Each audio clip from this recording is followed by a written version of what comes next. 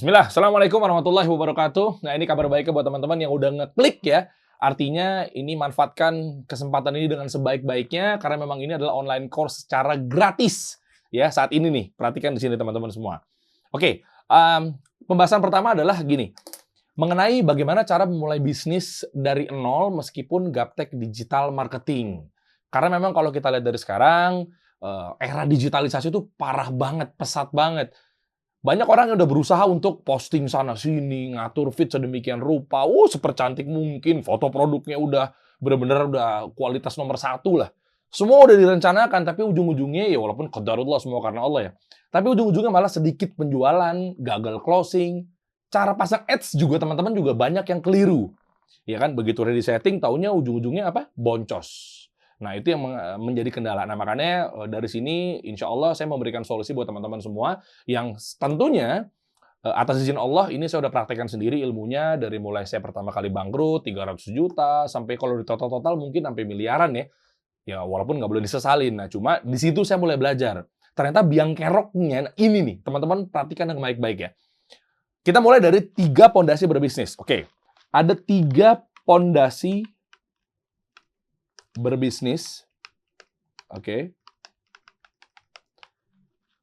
Untuk lebih tepatnya digital marketing.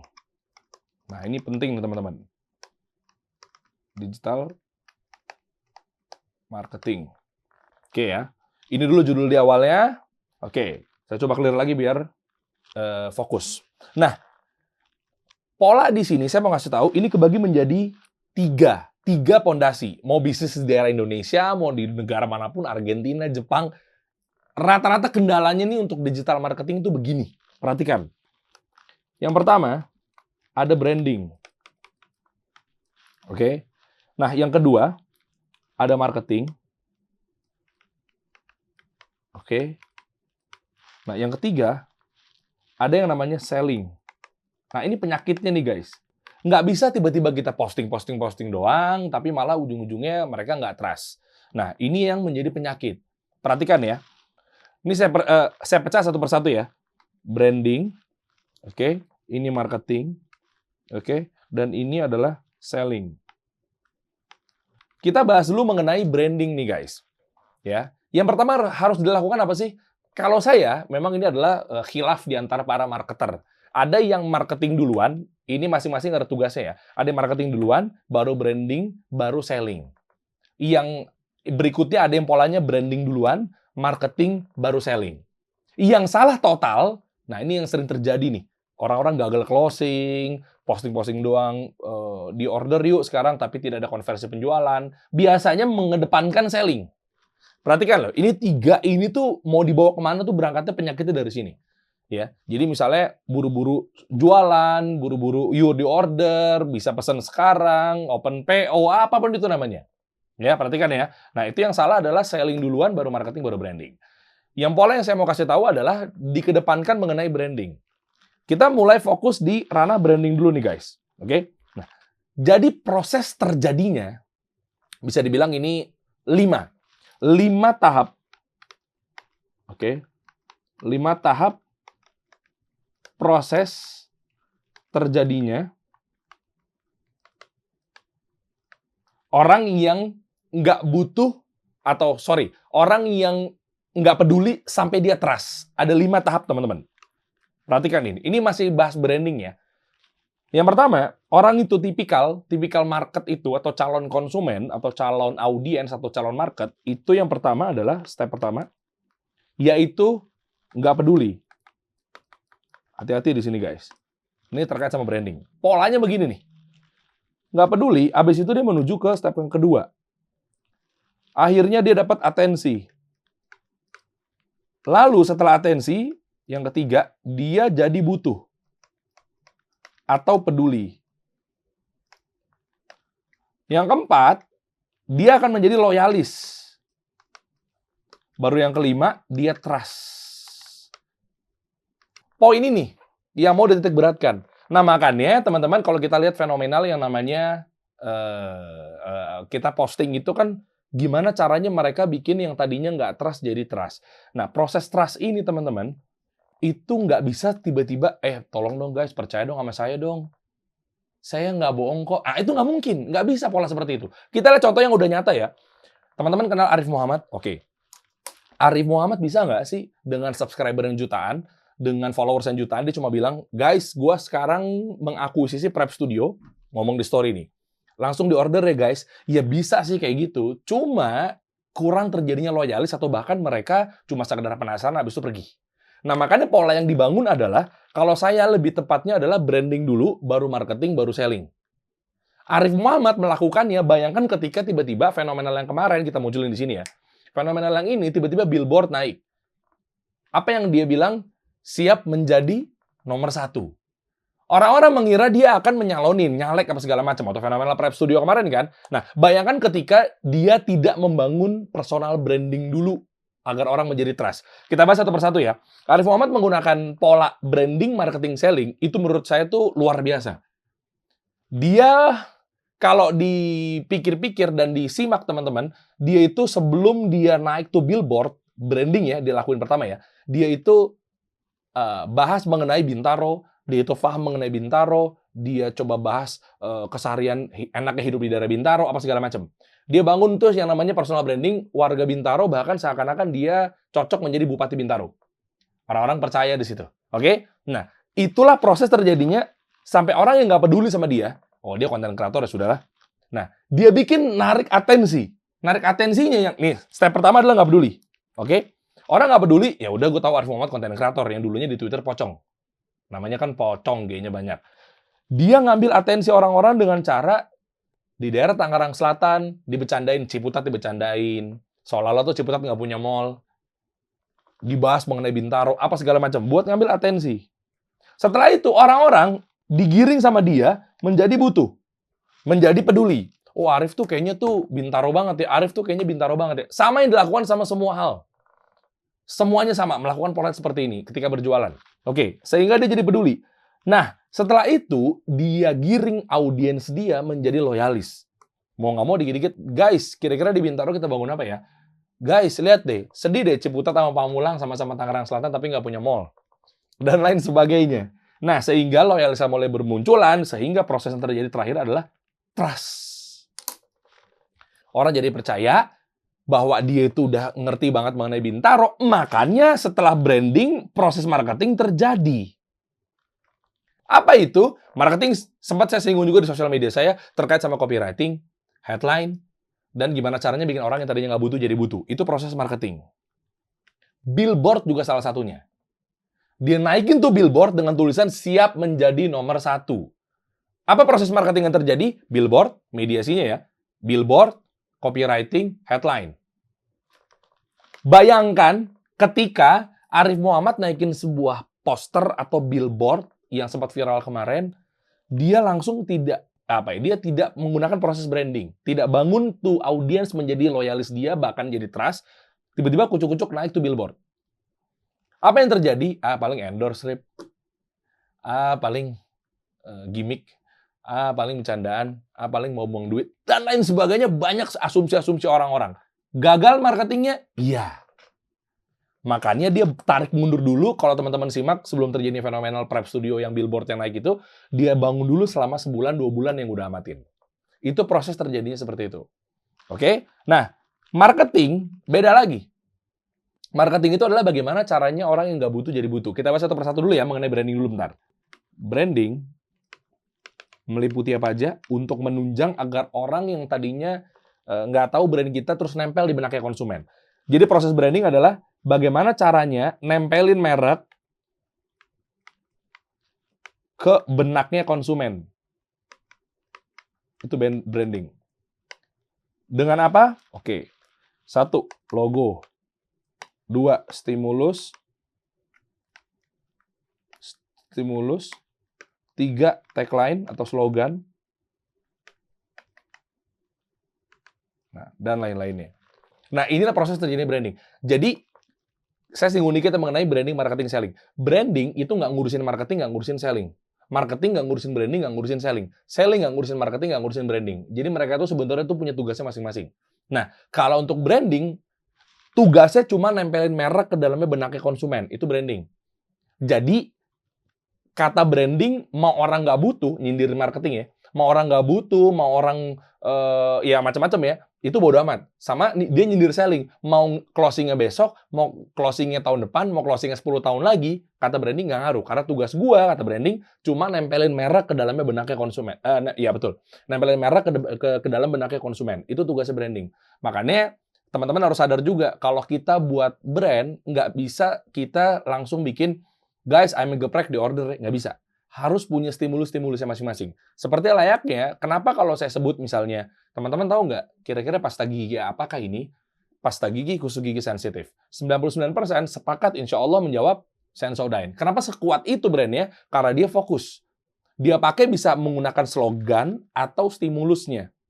Nah, nggak harus slogan juga. Yang penting ada pasta gigi khusus gigi sensitif yang melekat digandeng dengan beberapa campaign-campaign dia atau konten-konten dia. Contoh, nggak pernah kita temukan iklan-iklan Sensodyne itu menggunakan kata gigi berlubang, gusi berdarah, gigi berkuman, bau mulut, tidak ada.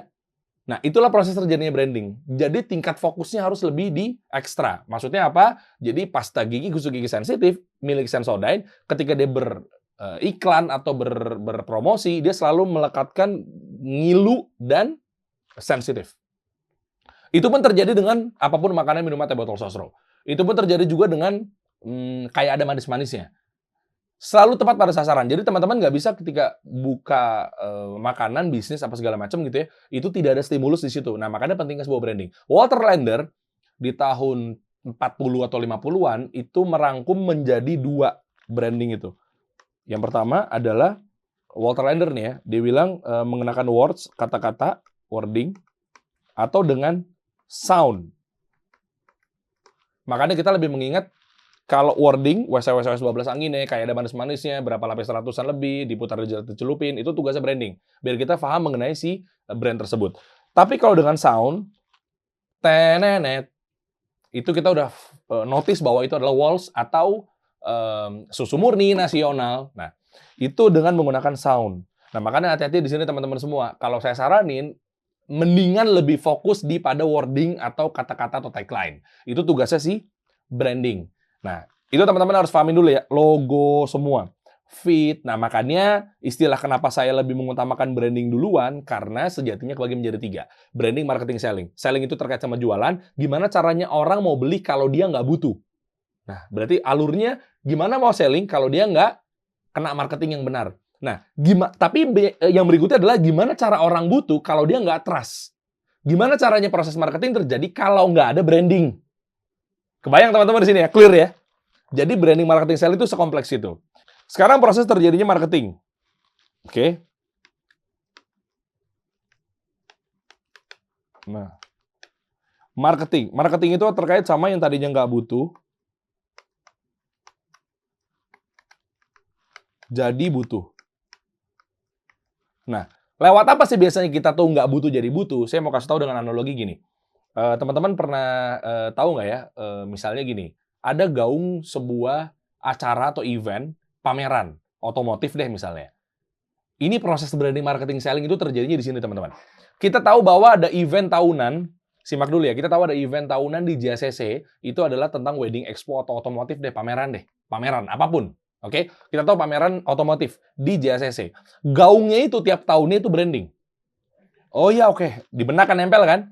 Mungkin kalau kita ngambil Ibro contoh ya, jangan dicontoh dan jangan dipikirin baik-baik, apalagi dilakukan. Akhir tahun ada DWP, event, konser musik misalnya. Ini contoh doang loh, kita ambil Ibrohnya doang nih. Ya kan? Itu setiap akhir tahun tuh selalu ada. Nah, gaungnya itu branding, guys. Kita ingat bahwa setiap bulan ini, ada diskon tengah tahun, apa segala macam. Anggaplah sebuah pameran deh, pameran otomotif, gaungnya setiap bulan sekian. Itu branding. Kita OTW-nya nih, jalannya, kita mau, udah OTW deh, ajak istri, ajak teman, ajak orang tua. Itu kena marketing. Tahu dari mana? Nah, marketing itu terjadi karena apa? Copywriting, caption, sama headline juga salah satunya. Walaupun ini ngacak ya, terserah ya dipelajarinnya ya. Oke, jadi ada copywriting, caption, sama headline. Oke? Nah, Proses marketing itu terjadi ketika yang tadinya kita nggak mau OTW gara-gara baca headline, baca copywriting, atau baca pesan-pesan atau message tertentu, mau nggak mau kita jadi OTW.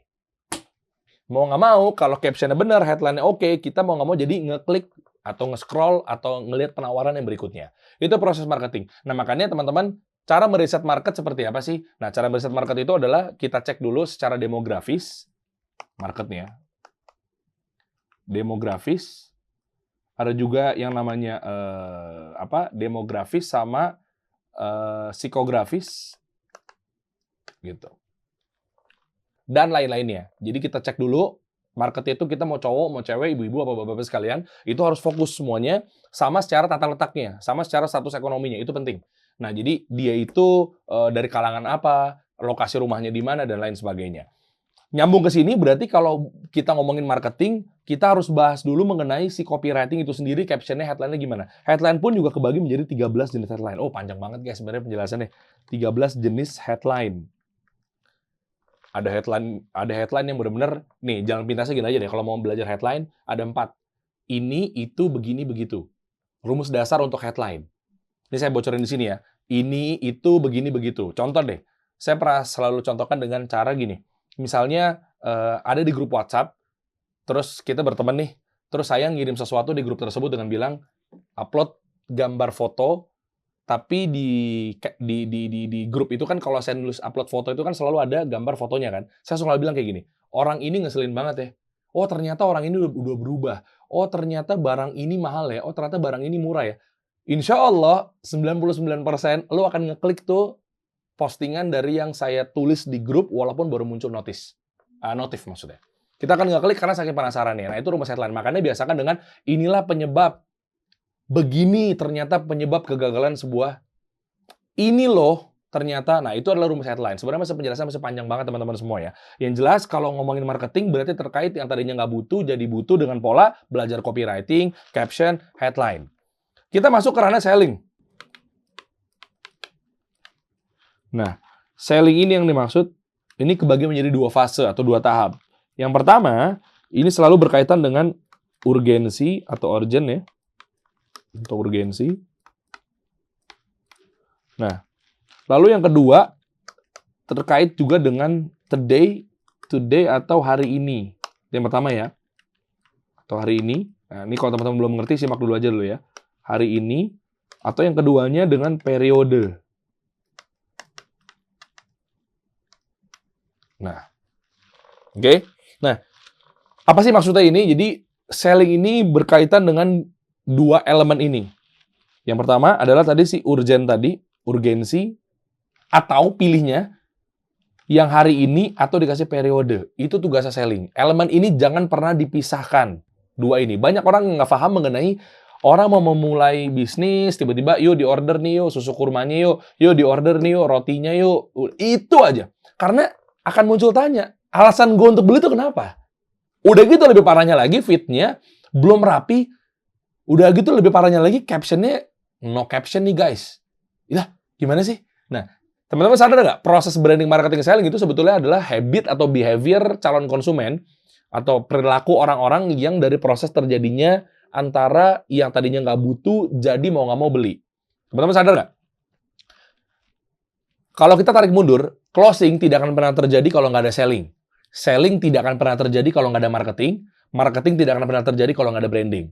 Jadi kalau diurut ke depan, dari depan ke belakang, maksudnya branding yang bagus akan menghasilkan marketing. Marketing yang sukses akan menghasilkan selling.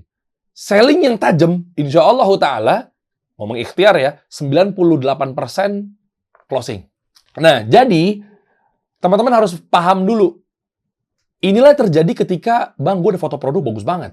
Gue udah desain elemen-elemennya udah oke banget. Ya, pernah tahu ya, desain grafis gue pokoknya udah top tier lah. Gue udah pakai drone. Gue udah pakai, wah udah luar biasa. Itunya nggak salah. Tapi yang salah ketika, nah ini biasanya orang tuh nuntut si freelance video editornya, freelance fotografernya, freelance desainnya. Gimana sih? Gue udah desain bagus-bagus, udah order lo, bayar mahal, tapi ujung-ujungnya nggak closing. Lo closingnya pakai branding, salah. Nah ini teman-teman, saya sekenceng ini nih buat biar pada bisa gitu, insya Allah pengusaha muslim terutama ya. teman-teman nih, saya benar-benar pengen banget bantuin buat teman-teman yang pengusaha muslim, UMKM yang baru memulai, jangan merasakan apa yang saya rasakan pada saat saya mengalami kerugian pada saat itu, teman-teman. Nah, makanya harus paham dulu nih kayak gini-gini nih. Oke? Nah, jadi closing itu jangan pakai branding. Closing juga jangan pakai marketing. Closingin pakai selling. Nah, ini harus kebayang dulu nih di sini nih. Nah, maksudnya apa sih? Oke, saya analogikan dengan acara TV, kita ambil Ibroh ya, kita ambil pengalaman aja di sini. Acara TV di Metro TV dulu ada hostnya Feni Rose, jual apartemen. Oke? Nah, show tersebut itu sudah menggunakan branding, marketing, selling. Udah paham maksudnya? Walaupun banyak show di TV-TV, tapi yang saya titik beratkan kepada yang bisa dibilang tingkat keberhasilannya lumayan bagus gitu ya, tinggi lah, itu adalah show tersebut. Kenapa? Kita bedah satu persatu. Apa sih tugasnya branding? Bikin orang jadinya trust. Apa sih tugasnya marketing? Bikin orang tadinya jadi butuh. Apa sih tugasnya selling? Mau nggak mau dia urgensi beli saat itu juga. Oke? Nah, kalau branding, gimana caranya bikin orang yang tadinya nggak trust jadi trust? Tadi udah kita belajar, udah kita bahas sebelumnya ya. Dengan cara visual. Logo, feed, hasil video, editing, dan lain-lainnya. Oke? Nah, kalau untuk bikin orang yang tadinya nggak butuh jadi butuh, tugasnya marketing. Setelah, wah iya ya, saya trust deh sama situ. Tapi, belum tentu butuh. Baru, oh ya oke, dia ini spesialisasi ini. Oh, oke, podcastnya Deddy Corbuzier tuh begini. Oke, paham. Tapi belum tentu nonton di saat itu juga kan? Belum tentu butuh kan? Nah, tugasnya marketing. Makanya harus caption, headline, judul video, itu semenarik mungkin. Agar apa? Agar orang begitu baca sebuah judul atau headline-nya, dia tertuju dan dia mau nggak mau dia ngeklik, alias dia butuh. Nah, itu tugasnya marketing. Makanya kan tadi saya udah singgung mengenai apa sih marketing, headline, copywriting, caption. Gara-gara kita baca headline yang tadinya kita nggak mau, udah trust, tapi mau nggak mau jadi mau, butuh, dia ngeklik tuh masuk dalam itu gara-gara dia baca sebuah penawarannya. Nah, selling itu terjadinya adalah gara-gara proses urgensi tersebut. Kembali lagi acara Feni Rose. Drone, apa segala macam gitu kan, video, itu adalah proses branding. Sehingga kita trust, oh acaranya bagus ya, apartemennya mewah ya, itu branding. Nah, begitu udah masuk ke dalam show, Feni Rose masuk, ketemu sama salah satu marketingnya, ditanya. Oke, dia ngobrol, perbincangan terjadi sambil di-shoot jalan di daerah apartemen tersebut. Proses marketing lagi dibangun tuh. Begitu Feni Rose nanya, oh, oke, ini berarti bisa hunian buat anak-anak, cocok banget. Oh, cocok banget ya. Tapi masalahnya kan kalau anak-anak ya agak susah ya, kalau jauh dari sekolah, jauh dari kampus, jauh dari ini, takutnya ada penculikan, takutnya ada ini, dibangun problem. Marketing selain ngomongin kebutuhan, marketing itu adalah bangun problem, berikan solusi, itu marketing. Nggak ada hubungan sama branding, nggak ada hubungan sama closingan atau selling. Oke? Nah, oh nggak usah khawatir. Karena ini 5 menit dekat dengan sekolah. 10 menit ke pusat kota. Tahu ya? Iklan-iklan apartemen ya. Berapa langkah menuju stasiun? 3 menit menuju halte busway. Dan lain sebagainya dikupas sehingga orang yang tadi nggak butuh jadi butuh. Ada problem, ada solusi. Nah, itu proses marketing. Apakah berhenti di situ? Nah, tidak teman-teman. Tapi dia proses ke selling. Seperti yang ada di layar yang teman-teman sekarang lihat. Oke? Nah, selling itu tugasnya Feni Rose nggak cuma sekedar, guys silakan di-order apartemennya. Bukan. Karena awal-awal atau bibit-bibit kegagalan dalam sebuah closing itu gara-gara Anda tidak menggunakan selling yang benar. Selling itu apa sih ini? Kebagi menjadi 2. Jadi jangan pernah dilupain, jangan cuma sekedar selling didefinisi menjadi jualan. Bukan begitu. Di digital marketing itu, di bisnis itu, selling itu multitafsir. Selain memang di bahasa Indonesia akan menjadi penjualan, tapi juga ini kebagi menjadi 2. Ada urgensi sama hari ini apa periode. Kita bahas ya, apa yang dilakukan oleh Feni Rose? Kabar baik buat Anda, jadi yang tadinya misalnya harganya apartemen 1 miliar.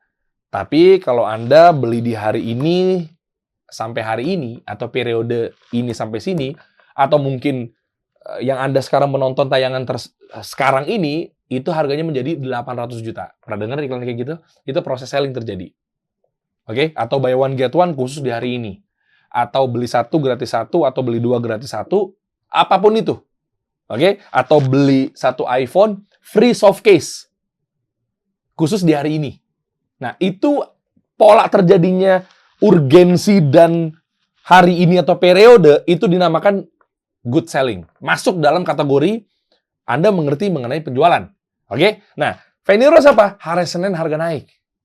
Akhirnya jadi bercandaan-bercandaan, ya harusnya harga naik, kayak jualan apartemen loh, apa segala macam kan. Nah, itulah proses terjadinya namanya selling. Nah, makanya teman-teman, nggak bisa kita sekedar posting-posting doang. Berapa banyak saya lihat mungkin, ya alhamdulillah karena Allah, Allah titipkan sekitar 9.500-an UMKM yang saya bina. Semua karena Allah ya. Nah, ternyata dari semuanya itu saya lihat, UMKM Muslim ya, yang saya lihat ternyata kendalanya itu, ya jujur-jujuran aja nih, mohon maaf nih. Jangankan kayak selling-nya, branding, marketing aja udah pada berantakan. Apalagi selling-nya juga. Polanya taunya udah ada barang di depan kita fotoin, dijual iPhone. Nggak begitu pola mainnya. Nah, makanya kita harus bangun dulu trust. Kenapa sih PS Store bisa berkembang sampai sekarang? Karena dia menggunakan branding, marketing, selling. Kenapa sih Prep Studio bisa berkembang sampai sekarang? Karena dia menggunakan branding, marketing, selling. Dan lain sebagainya. Apa yang dicontohkan oleh PS Store? Dia bangun Putra Siregarnya, branding itu bagi menjadi dua. Ada personal branding sama corporate branding. Nah, kenapa kita tuh percaya sama Putra Siregar? Karena dia bangun PS Store-nya dengan kualitas dia tuh dengan bantu orang, apa segala macam. Sehingga kita mudah mengingat nama PS Store masuk ke dalam pikiran kita dengan stimulus yang dilakukan. Apa stimulus? Stimulus itu sama dengan activity. Nah, berarti aktivitas dia tuh bagi-bagi orang, kasih gratis, giveaway ini, itu, kuis. Nah, itu inget. Oke, setelah itu dia menggunakan teknik marketing. Apa marketingnya? Begitu diposting foto, ada iPhone sekian, diangkat keresahannya. Hari gini pengen punya iPhone, tapi ternyata harganya harga pejabat ya. Gimana kalau kita balik pola pikirnya? Handphone pejabat, harganya harga rakyat. Itu yang dilakukan oleh copywriting dari PS Store, sehingga orang-orang langsung mau nggak mau yang tadinya nggak butuh jadi butuh. Apa yang dia selling dilakukan? Lihat, perhatikan aja. Khusus beli di hari ini, harga sekian, atau bonus sekian. Khusus beli di hari ini, bonusnya dapatnya ini. Selalu diancam dalam tanda kutip. Nah, itu pola dengan urgensi tersebut. Yang hari atau today. Nah, makanya teman-teman semua, sebenarnya kabar baiknya masih banyak ya ilmu-ilmu yang saya mau berikan. Ya cuma terkait dengan kendala waktu, apa segala macam. Nah, teman-teman bisa bayangin nih. Bayangin ketika kita mau belajar khusus online seperti ini, ilmunya lebih lengkap. Dalam artian, kalau kita lihat di luar sana adalah DWK Prayoga misalnya, mentor-mentor yang sangat berkualitas. Itu kan, kalau ngomongin soal online course apa segala macam, itu senilai 1 juta rupiah, 2 juta rupiah, 3 juta rupiah. Nah, jadi kabar baiknya, saya mungkin di sini nggak berdiri sendirian. Tapi di sini saya akan bocorin dan akan bongkar semuanya bersama mentor-mentor yang tadi saya sebutkan. Ya kan, ada DWK Prayoga, ada Dodi Zulkifli, ada juga Hensa Adriano. Diajarin bagaimana cara memulai bisnis dari nol, bagaimana cara menjadi konten kreator yang baik dan benar, yang ujung-ujungnya kita bisa meraih cuan dari situ, dan juga bagaimana cara kita berpublic speaking dengan baik dan benar, sehingga kita mudah untuk mendapatkan investor dan lain sebagainya. Nah, jadi oleh karena itu, saran saya buat teman-teman semua, ikutin online course yang lagi saya bimbing, terutama bukan gara-gara saya sendirian, tapi saya mengajak mereka-mereka semua. Kalau ditanya, berarti kalau gitu harganya mahal banget dong ya?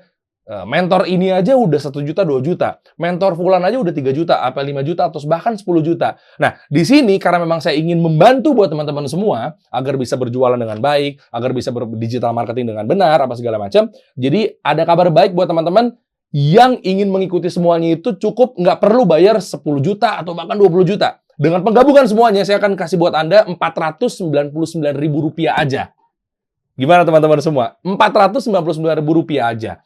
Nah, cuma untuk periode pembelian online course yang udah kami persiapkan ini dengan mentor-mentor yang komplit ini, dari periode dari tanggal sekian sampai tanggal sekian, lihat di layar, oke, atau keterangan di bawah, itu bisa mengambil harga dengan Rp299.000 aja.